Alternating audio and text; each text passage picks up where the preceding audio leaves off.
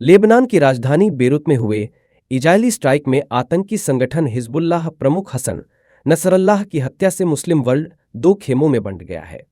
एक खेमा जहां उसकी हत्या पर जश्न मना रहा है, वहीं कई मुस्लिम देश इजरायल की इस कार्रवाई पर आग बबूला है। नसरल्लाह की हत्या से मिडिल ईस्ट, खासकर मुस्लिम देशों के बीच अब एक नई तरह का ध्रुवीकरण और तनाव पसर गया है। सुन्नी लीडरशिप वाले कई देशों ने नसरल्लाह की हत्या पर चुप्पी साध ली है। इससे इजरायल से खफा और इजरायल के साथ संबंधों को मधुर बनाने वाले देशों के बीच विभाजन का पता चलता है। इतना ही नहीं, ये विभाजन हिजबुल्लाह को संरक्षण देने वाले ईरान के प्रति उनके रवैये का भी खुलासा करता है। खाड़ी देशों और अरब लीग ने 2016 में हिजबुल्लाह समूह को आतंकवादी संगठन घोषित किया था, लेकिन इस साल की शुरुआत में अरब लीग ने इसे वापस ले लिया था। अब हिजबुल्लाह इजरायल के निशाने पर है।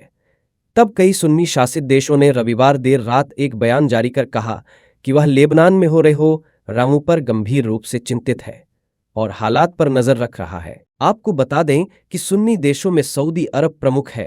हालांकि सऊदी अरब ने लेबनान की संप्रभुता और क्षेत्रीय सुरक्षा की बात की, लेकिन नसरल्लाह की हत्या पर एक शब्द भी नहीं बोला।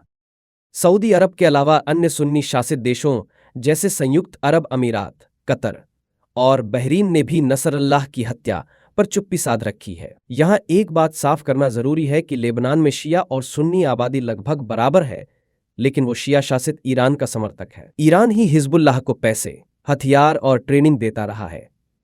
हिजबुल्लाह सरगना शिया चरमपंथी रहे हैं। मिस्र भी सुन्नी बहुल देश है।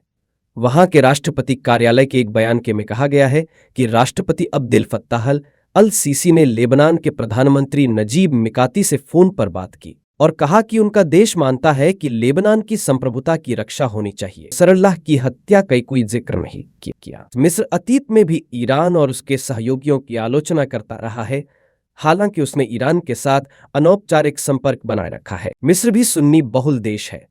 आपको बता दें कि अन्य सुन्नी शासित देशों की तरह मिस्र ने भी नसरल्लाह की हत्या का कोई उल्लेख नहीं किया। मिस्र अतीत में भी ईरान और उसके सहयोगियों की आलोचना करता रहा है, हालांकि उसने ईरान के साथ इनफॉर्मल कांटेक्ट बनाए रखा है।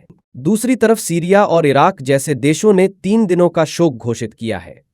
खाड़ी देश ओमान ने भी नसरल्लाह की हत्या पर रोष जताया है। ओमान के ग्रैंड मुफ्ती शेख अहमद बिन हमद अल खलीली ने एक्स पर एक पोस्ट में कहा कि उनका देश हिजबुल्लाह के महासचिव के निधन से दुखी है, क्योंकि वे 3 दशकों से अधिक समय से यहूदियों के लिए एक कांटा बने हुए थे। दरअसल सुन्नी नेतृत्व वाले अरब के देशों के सामने दुविधा ये है कि वे इजरायल से अपने संबंध बेहतर करें या हिजबुल्लाह का हर कदम पर साथ देने वाले और उसे प्रश्रय देने वाले ईरान का विरोध करें। तुर्की और इजरायल के बीच राजनयिक संबंध रहे हैं, लेकिन तुर्की के राष्ट्रपति एर्दोगन ने पहले गाजा में इजरायली हमलों का विरोध किया और अब लेबनान में भी इजरायली हमलों को नरसंहार करार दे रहे हैं। बड़ी बात यह है कि एर्दोगन ने भी अपने बयान में नसरल्लाह का जिक्र नहीं किया।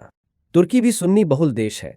पाकिस्तान ने भी नसरल्लाह की हत्या पर बयान जारी किया है, लेकिन इसने भी नसरल्लाह का कोई जिक्र नहीं किया है। पाकिस्तान के विदेश मंत्रालय ने बयान जारी कर कहा कि उनका देश मिडिल ईस्ट में बढ़ती इस्राएली दुस्साहस की निंदा करता है।